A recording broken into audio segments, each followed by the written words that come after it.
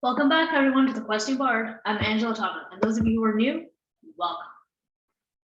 So, to everyone out there, happy Valentine's Day.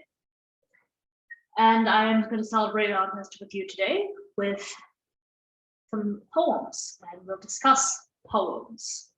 But before we get into that, I'm going to give you some information and some updates. So I do apologize about the text thing.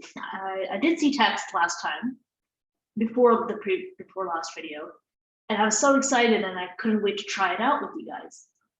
Then when I actually decided to put it in for that video, there was none and I couldn't find it because I changed the model and how I edit everything. So don't worry, it's still a work in progress. As you guys see, I do have some entitled stuff going on, so that's really great. So I am learning, I'm trying to add some stuff, learn tricks of the trade, all that stuff. Yeah. So that's that. So now moving on to poems. Now, poems. So why do I haven't gotten into poems?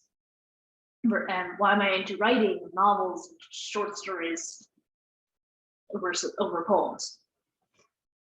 Poems is different. Poems are more lyrical, they're more like music. They're rhyme and rhythm and all these things. And they are very artsy, very, very artsy. And I do like to write poems. I'm just not a big fan of writing them all the time. I usually like to write poems when I'm emotionally distressed or things like that. It helps me out because it's very quick writing and it's more free and loose, and I don't need up like a plot or anything or something like that. So it's easier for me to just do a poem versus a story or something. And stories do involve you. There's somewhat of you in there. That's a big given that there's always a little bit of the author in the stories. But poems are more raw, they're more immediate. I don't share those poems because they can be pretty like, oh my god, intense. They're not meant for other people. Some of them are. So one of them I will show you guys, and it is not as intense, but it is beautiful, and I think I really like it. I'm surprised about a lot of people like it. But I will put a separate video for that sometime this week coming up. But poems are also very useful for writers because, and I would encourage writers to do it because poems have a way of making us loosen up a little bit and get into more detail writing. And that's what I really would like to work on more, is getting more detailed, more of the visual stuff, remembering the sensory stuff. So poems kind of really focus on that stuff. They really focus on the perspectives, the angles, and also helps with writing, like the style and everything like that. It's actually a very good practice for a writer. And funny enough, I did have a professor who always taught poetry. I took several of his classes. It was always fun. We get to write poems, which was really nice. And I told him, this is what I do. And it's more for me. It's a good exercise, I feel. And he's like, I do. He's more into poetry. And he's like, I feel like it's in reverse for me because for me it's good to do short stories or something because it helps. I wasn't really much into stories and stuff per se as he was in poems, but he did find value in them, and they benefited his poems as short stories. So it works and vice versa. Poems and stories help each other. While you may not be interested in one category, it can help you with another category. So poems obviously are the heart of, I feel like, Valentine's Day. It's a very romantic thing. And of course, Shakespeare does write all his plays and sonnets, which are technically poems. All right. So I'll first read to you guys one of my favorite classic poems that I'm sure you guys have read. This is the Robert Frost one I really like, so I'm just going to recite it to you guys. Stopping by woods on a snowy evening by Robert Frost. Whose woods these are, I think I know. His house is in the village, though. He will not see me stopping here to watch his woods fill up with snow. My little horse must think it queer to stop without a farmhouse near. Between the woods and the frozen lake, the darkest evening of the year, He gives his harness bells a shake to ask if there is some mistake. The only other sounds the sweep of easy wind and downy flake. The woods are lovely, dark and deep, but I have promises to keep, and miles to go before I sleep, and miles to go before I sleep.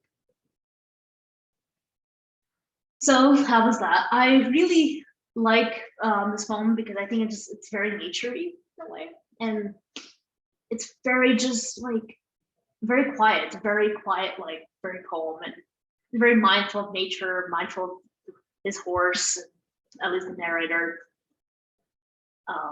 And I just like it. There's just some quietness and beauty to the nature and its surroundings, and that's what I like. And it's interesting because it's rhyming, but it's so beautifully done.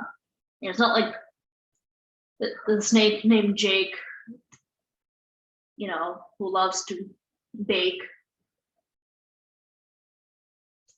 and stuff like that. Like it's not so like, you know, not every poem has to rhyme. That's I think the weird thing that most people think that every poems have to rhyme. They don't. This one did. And so mine actually doesn't, which is fine. Most ones actually the beauty thing is there's also that there's also like a rhythm. There's like a certain number syllables in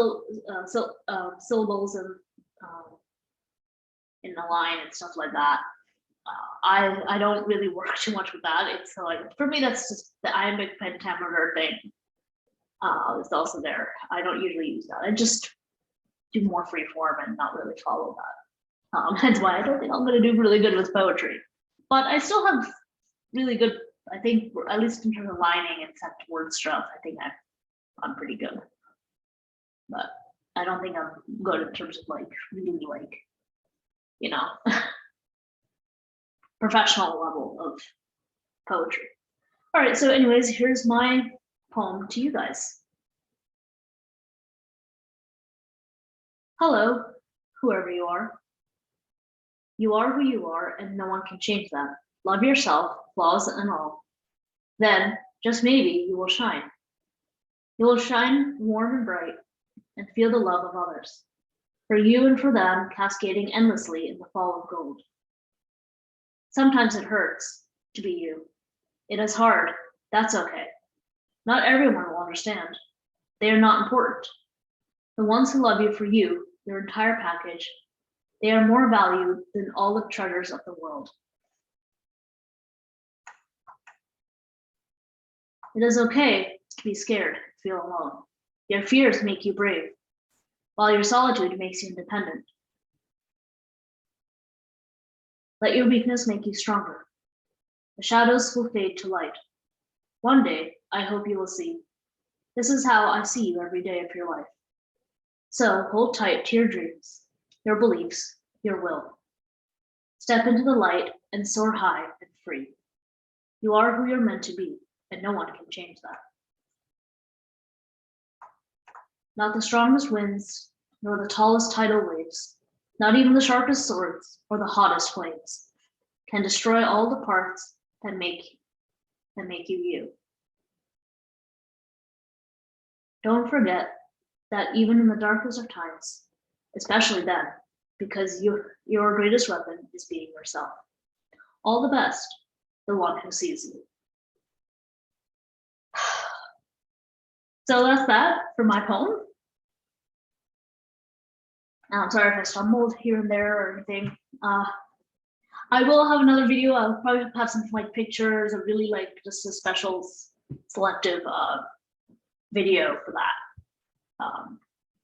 Make it really pretty and amazing for you guys. I'm not a big fan of doing that, but I'll try to do that one for you. You guys will see it sometime this week. So that's it for that stuff. In terms of query letters and other things like that, you know, I did send one last week to Paige Turlip. I think I have a pretty good feeling with her. I know, I can say that with everyone, but no, I actually really genuinely feel like I've kind of done it. You know, I kind of really did a really good job with my query.